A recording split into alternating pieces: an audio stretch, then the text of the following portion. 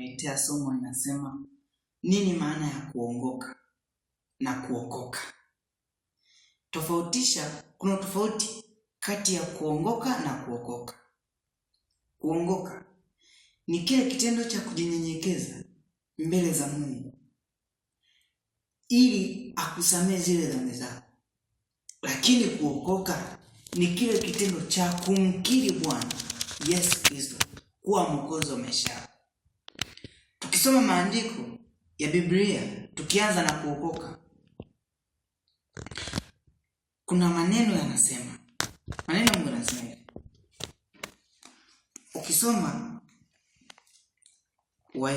Ukisoma Efeso 1:7.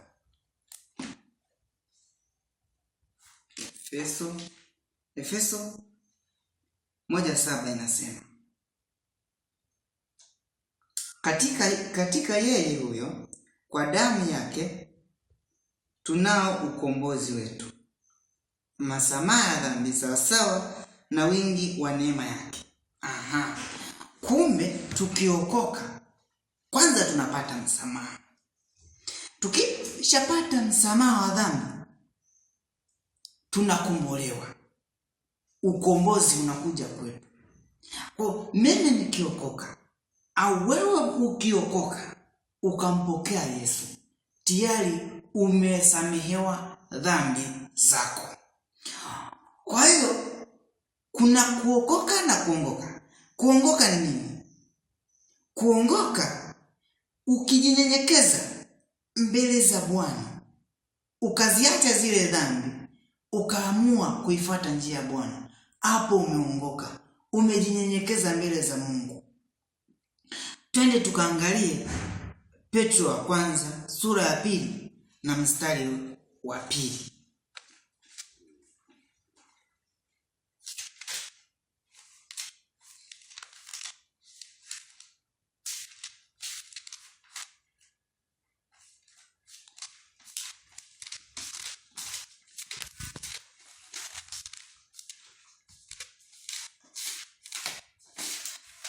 Petro wa kwanza sura ya 2 na ule mstari wa 2. Neno la Mungu linasema, tuanze mstari wa kwanza. Petro wa kwanza sura ya 2 na ule mstari wa kwanza. Tuanze mstari wa kwanza. Mstari wa kwanza anasema hivi: basi wekeni mbali uovu wote na hali yote na unafikiri na kuhusu na usuda unafiki na usuda na masimango na masimango yote. Kumbe ukiweka mbali usuda, unafiki, masimango yote, tayari umeongoka. Umenyenyekea mbele za Mungu, umeziacha dhambi, umeacha kutenda dhambi, tayari hapo umeongoka. Lakini huwa tunajiuliza maswali. Je, nimeshaokoka? Je, ina haja ya kuomba msamaha? Jibu ni ndio, kwa sababu ajionavyo nafsini mwake mtu ndivyo alivyo. Mfano, mimi nimejiona kwamba nimetenda dhambi, lazima nitaenda kutubu. Kutubu nitatubuje? Nitasema Mungu nisamee. Nikisema Mungu nisamee, tayari hapo sijaokoka. Hapo nimeongoka.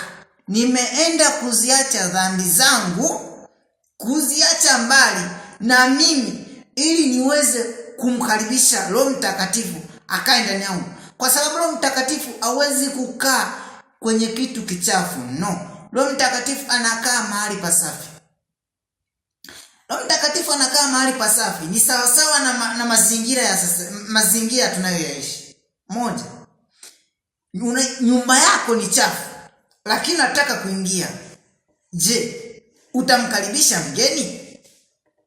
Jibu ni hapana. Huwezi kumkaribisha mgeni. Lazima kwanza upasafishe, ndipo utamkaribisha mgeni.